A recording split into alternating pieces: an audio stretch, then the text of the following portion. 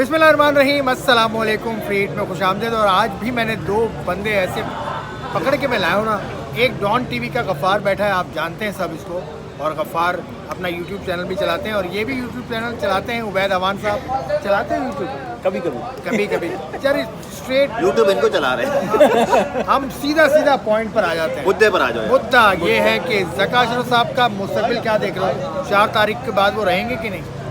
मेरे ख्याल में पहले आगे बैठे चले, मेरे ख्याल में रहना नहीं चाहिए, क्योंकि जिस तरह की वो हरकतें कर रहे हैं तो काफ़ी ज़्यादा अब लोगों की तवज्जो, पहले टीम हार रही थी तो लोग कोई बाबर आजम को बुरा भला कह रहा था, कोई शाहीन की परफॉर्मेंस पर बात कर रहा था, लोग टीम को ज़्यादा डिस्कस कर रहे थे। लेकिन अब सारी तवज्जो जो है वो ज़का अशरफ साहब ने अपने ऊपर ले ली और अब वो ज़्यादा डिस्कस हो रहे हैं। जिस तरह के उन्होंने अभी हालिया इंटरव्यू दिया टीवी पे आकर, और फिर ख़ास तौर पे बाबर आजम का जो मैसेज उन्होंने लीक किया उसके ऊपर बहुत ज़्यादा ले दे हो रही है।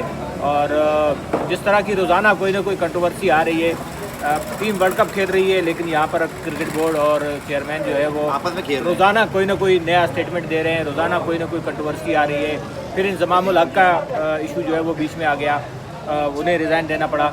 तो मेरे ख्याल में इतनी ज़्यादा कंट्रोवर्सीज। लेकिन सबसे गलत बात जो गफ़ार जो बाबर आजम का मैसेज उन्होंने लीक किया, क्या उन्होंने पूछा था सलमान नसीर से या बाबर आजम से ये करने से पहले? मैं उनको कसूरवार ठहराता हूँ, मैं टीवी चैनल को नहीं कहूँ। एग्जैक्टली। देखिए उसके बावजूद आप देखें कि हम हमारे तो दोनों ही दोस्त हैं, वसीम बदामी, शुएब जट साहब, उन्होंने रियलाइज़ करके अपोलोजाइज़ कर लिया। हालांकि उन तक ये चीज़ तो पहुँची, आई थिंक किसी के पास ही मीडिया में आती है तो यार स्कूप और ब्रेकिंग न्यूज़ इसमें सब कुछ बंदा जज्बाती भी हो जाता है, तो मैं उनको भी बेनिफिट ऑफ डाउट दूंगा।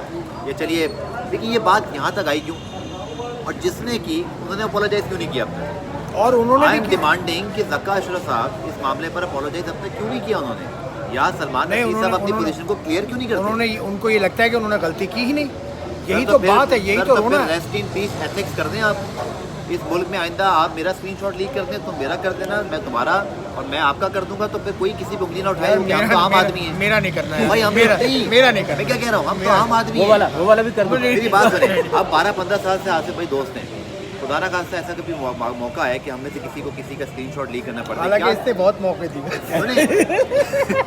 लेकिन देखो अपना अपना ज़र्फ ही होता है, फिर भी किसी ने किसी का फ़ायदा नहीं उठाया। लेकिन एथिक्स ये है मेरे भाई, एक प्राइवेसी आप है, ये हर कर ही बंदे नहीं की सकते। प्राइवेसी है, ये इस साइबर तरह नहीं क्राइम में कर भी आता है, ये एथिक्स के भी खिलाफ है, ये मैनर्स के भी खिलाफ है। और आप मुझे बात बताएं, क्या कोई शख्स, अब जैसे फ़ाद मुस्तफ़ा कल फरमा रहे थे अपने उसी चैनल के शो में, जिस चैनल में ये सब हुआ उसी के डिजिटल शो में बता रहे थे, फिर वह डिजिटल पे बात कर रहे थे, उन्होंने कहा भाई मैं तुमको कभी मैसेज नहीं करूँगा, पता नहीं लीक ही कर दें। इससे ज़्यादा क्या हम आपकी शर्म की बात है, शर्म की बात है। ज़का अशरफ साहब should have come forward by now. आ जाना चाहिए था उनको अब तक, क्योंकि वसीम बदामी जैसे इसने कहा अपोलोजाइज। लेकिन मुझे लगता है उन्हें एहसास ही नहीं है कि उन्होंने किया क्या है। यही तो मसला है, उन्हें एहसास मसला ये है कि उनको पता ही नहीं है कि वो क्या मीडिया डिपार्टमेंट क्या उनकी सुन रहा है या मीडिया डिपार्टमेंट की वो सुन रहे हैं कि क्या चक्कर चल रहा है? नौकरी की तो नखरा की, आलिया नौकरी कर रहे हैं वहाँ पे रशीद सर, खातून वहाँ पर है, बड़ा एक्सपीरियंस है उनका। आलिया रशीद ने उनको रोका तो होगा नहीं, अगर उनसे मशवरा किया होता तो वो लाजमी रोकी, लेकिन मेरे ख्याल में उन्हें उस टाइम पता ही नहीं होगा कि उनसे मशवरा नहीं किया होगा, उसके बगैर ही उन्होंने खुद से ये सारा काम किया है। तो मेरी इत्तला के मुताबिक आज मैंने आसिफ भाई को ट्वीट किया और इनको भी बहुत पता है कि भाई उन्होंने कहा था मत करो, इसके बहुत ये इनएप्रोप्रिएट है, इसके कॉन्सिक्वेंसेज हो गए। और एक्जैक्टली आपने देखा कि इतना बैकलैश आया, पूरी दुनिया मजाक उड़ रहा है। लेकिन ये होता है सर तब जब आप प्रोफेशनल की नहीं सुनते और आप शख्सी तौर पे फैसले करते हो, फिर आप ऐसे भुगतते हो, तो लेसन नहीं सीखा किसी ने। और ये भी बात आप सबको मालूम है, सब ये बात करें कि कोई और है जो क्रिकेट बोर्ड चला रहा है। बिल्कुल ऐसे ही नज़र आ रहा है, बहुत सारे डिसीजन ऐसे हो रहे हैं क्रिकेट बोर्ड के अंदर कि जो ओवरटर्न हो जाते हैं या जिनका क्रिकेट से कोई ताल्लुक़ नहीं होता, वो ऐसी चीज़ें सामने आ रही हैं। और एक इतलात तो ये भी चल रही हैं कि चेयरमैन साहब के जो बेटे हैं वो चला रहे हैं क्रिकेट बोर्ड को, वो सारे डिसीजन कर रहे हैं।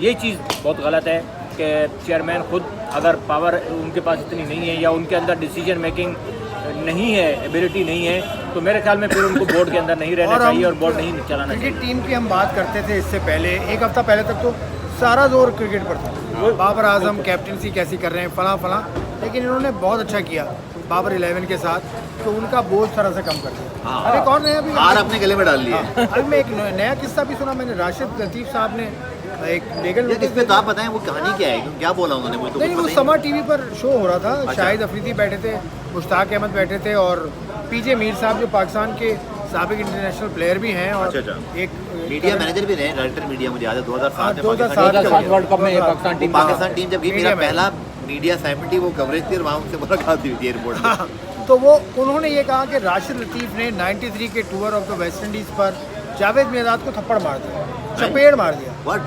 ये उन्होंने कहा। तो राशिद लतीफ़ साहब ने आज लीगल नोटिस भेज दिया, इन्होंने भी। हाँ वो तो मैंने देख लिया। बिल्कुल, राशिद लतीफ़ ने ट्वीट भी किया था और उनका कहना यही था कि जावेद मियादाद मेरे बड़े हैं, मैंने उनसे सीखा है बिल्कुल, और वो बिल्कुल। अपने अंदर एक इदारे की हैसियत रखते हैं। मैं कभी इस तरह की कोई हरकत नहीं कर सकता या इस तरह का ना कभी कोई क्लैश हुआ हमारा जावेद मियादाद के साथ।